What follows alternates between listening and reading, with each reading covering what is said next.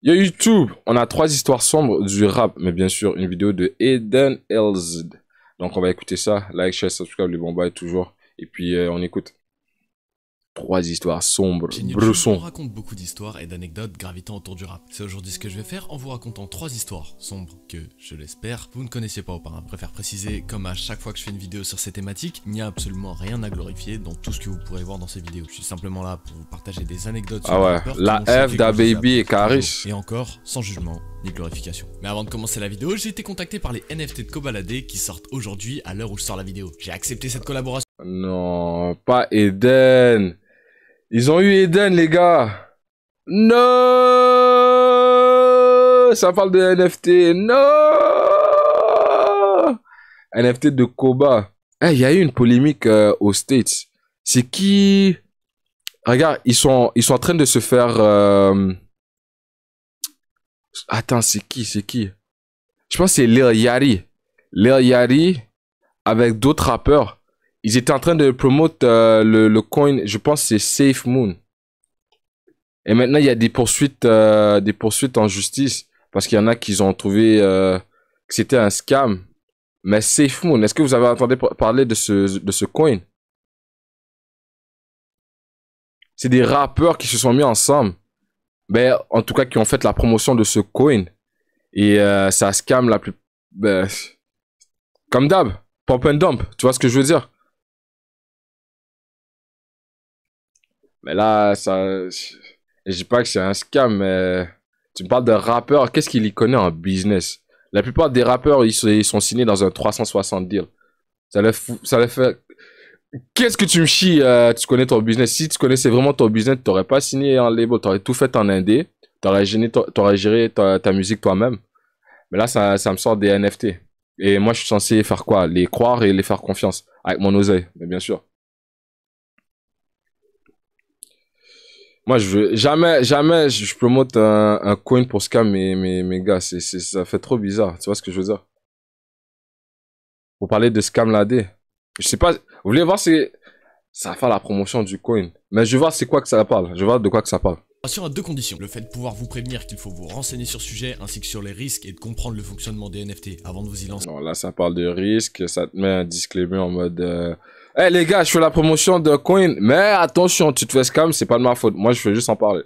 Et la deuxième, c'était que ça soit des NFT Utility. Le but des NFT Utility, c'est d'offrir des privilèges concrets dans la vraie vie aux détenteurs du NFT. Se procurer un NFT vous fait rejoindre la famille Ladé. Régulièrement, certains membres de la famille Ladé seront sélectionnés pour vivre des expériences comme des places de concert en backstage, des séances de studio avec Koba, des échanges avec l'artiste, être figurant dans un clip de Koba et plein d'autres dingueries. Il y a plusieurs niveaux d'NFT, du niveau 1 au 5 offrant au niveau 1 des avant-premières de son et un concert sur le métaverse, au 2 un print de ton NFT, au niveau 3 un print dédicacé de ton NFT par Koba lui-même, niveau 4 une place de concert et 5 une soirée privée avec Koba. La collection est composée de 3333 NFT et sortira sur la blockchain Solana. Tout se passe autour de leur Discord, alors je vous invite à rejoindre le lien en description si vous êtes intéressé, ainsi que le lien du site avec. Vous pensez quoi de tous ces privilèges? T'achètes son NFT, il te ramène en studio avec lui. Vous allez fumer, vous allez chiller et tout. C'est un bon deal ça? Non? Scam.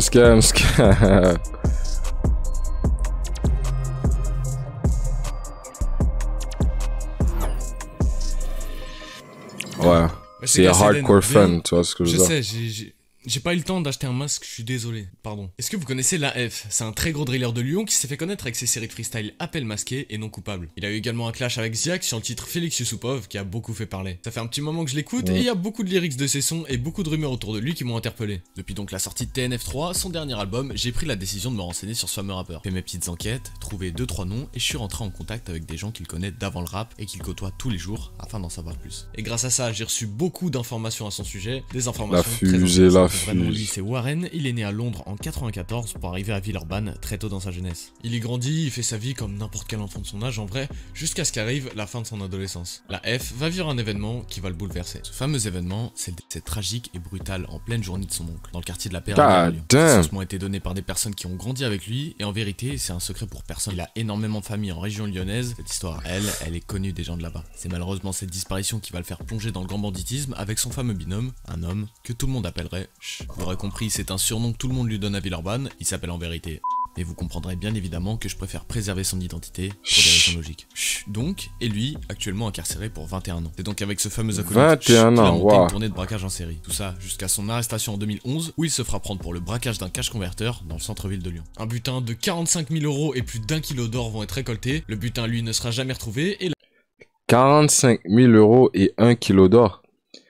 Ça, c'est de l'argent quand même, ça, non? 1 kilo d'or. la F va prendre 5 ans de prison pour ça. On a pu le voir en parler dans de nombreuses interviews. Le masque, ce n'est pas que pour préserver son identité, c'est également parce qu'il a de gros problèmes judiciaires en ce moment. Non, à la base, le masque, c'est les problèmes de justice, frérot. Moi, je sors de prison pour une tentative de...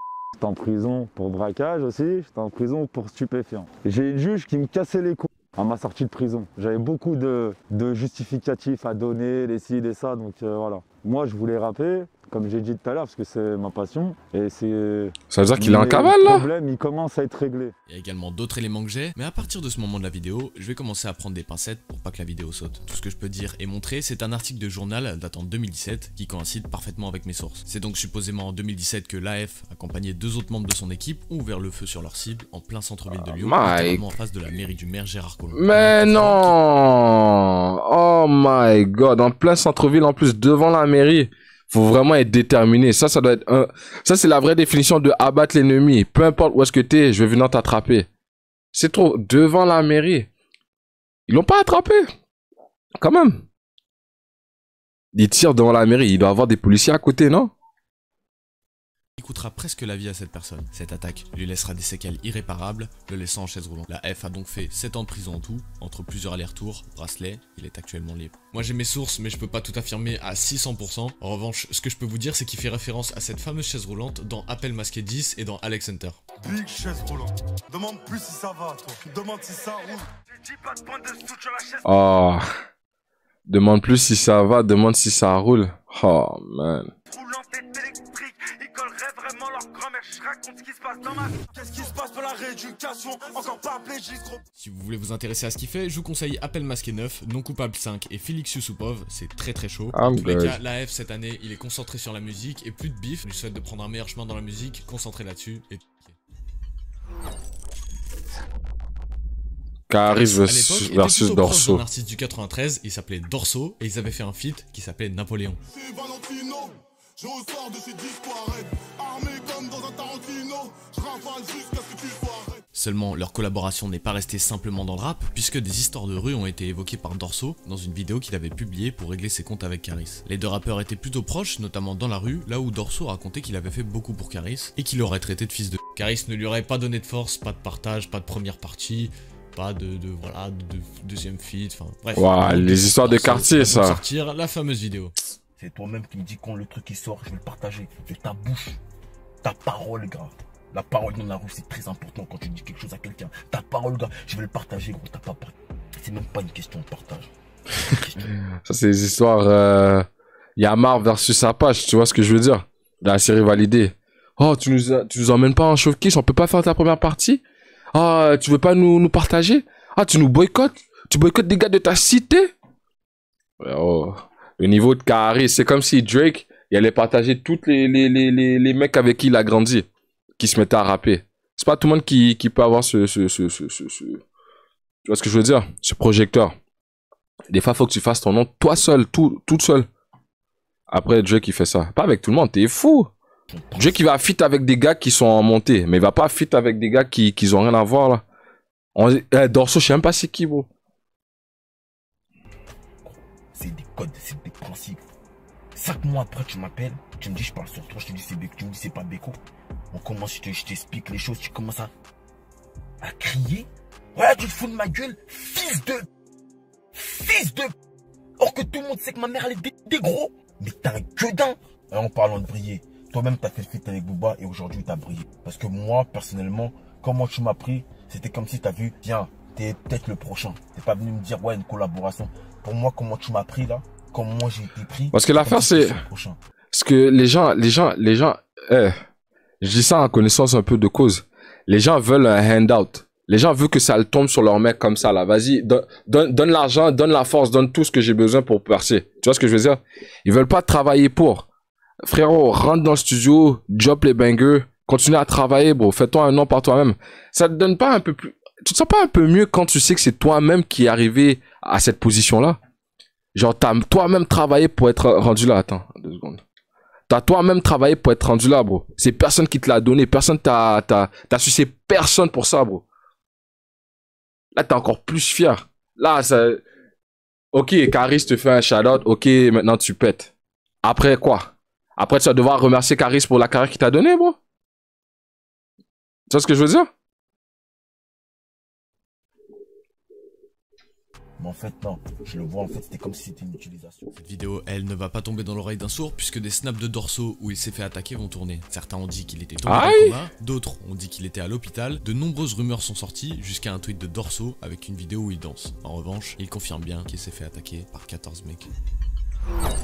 Ah ouais, Caris est venu te soulever. Donc, tu t'es plaint pour quelque chose et puis ça t'est retourné contre toi. Ah ouais. Parce que vous connaissez tous DaBaby, l'interprète de Bop et de Rockstar multiplatine. En 2007, à l'époque où il s'appelait encore Baby Jesus et où il n'était pas connu, DaBaby faisait beaucoup de scènes à droite à gauche avec son équipe. Notre histoire, elle commence un soir où l'artiste n'a pas ou encore très peu de renommée. DaBaby est dans son appartement un soir et il entend des bruits dans son salon. Ni une ni deux, il choisit d'attraper son calibre et va dans son salon. Ces derniers étaient en train de faire du bruit pour savoir s'il y avait quelqu'un. Il arrive dans son salon et voit 6 cambrioleurs, notamment un qui va être relativement proche, à qui il va donner un coup fatal. S'ensuit inévitablement des échanges de tirs dans l'appartement jusqu'à ce que les autres cambrioleurs s'échappent. DaBaby, lui, est sain et sauf, jugé quelques temps plus tard et acquitté pour légitime défense. Il y a également l'histoire du supermarché, mais elle est plus connue et je pense que vous en avez déjà entendu parler, mais je vais vous la raconter quand même. Une soirée d'hiver dans le Walmart d'Huntersville, DaBaby est avec sa Avec toutes ces histoires-là, tout le monde devrait être renseigné sur le personnage de DaBaby. Chercher la merde avec DaBaby, c'est signer un contrat de mort, bro.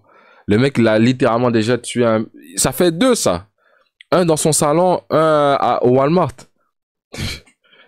Tu cherches pas de smoke avec des gars comme ça, t'es fou ou quoi? Viennent l'interpeller en le menaçant, lui et sa famille. Les faits dégénèrent rapidement et DaBaby tirera sur l'un des deux, Jalen Craig. Le centre commercial est alerté par le bruit du tir et DaBaby, lui, sera acquitté encore une fois pour légitime défense. Tu vois? Tu fais la vidéo, mon ref, comme d'habitude, tu connais, on est que 15% à s'abonner. Si tu peux m'aider, ça me ferait super plaisir. Voilà, c'est juste un petit bouton en dessous. Tu peux mettre la cloche également, comme ça tous les dimanches. Mais il y en a qui pensent que tuer, c'est ça.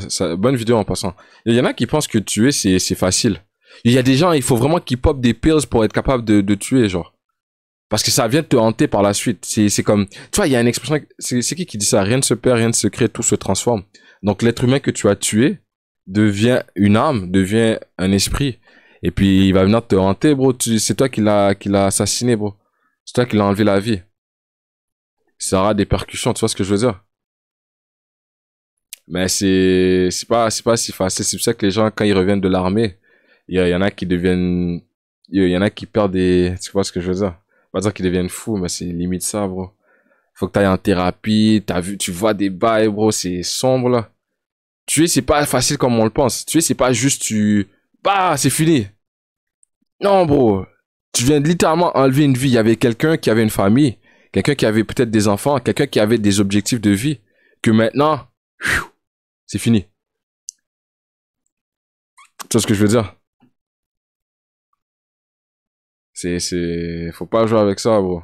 Donc les petits qui pensent que c'est drôle, j'ai mon fusil sur moi, tu veux le smoke, vas-y, je tire direct. Après ça, c'est pour ça qu'il y en a certains. Combien d'histoires qu'on a connues, des criminels qui commettent un crime et par la suite qui viennent se livrer à la police parce qu'ils sont pas capables de le vivre, ils sont pas capables de dormir sur leurs 12 oreilles. Tu vois ce que je veux dire? Il y en a beaucoup qui le font. Ils finissent par commettre un meurtre. Bro, 20 ans après, le mec qui arrive, il sera en poste de police. Vous voyez un tel, il y a telle date. Ben en fait, c'était moi le criminel, c'est moi qui lui a enlevé la vie. Donc mettez-moi les menottes, je préfère aller en prison que rester en liberté avec toutes ces traumas-là. C'est dur, bro, c'est dur. C'est pas facile comme on le pense, man.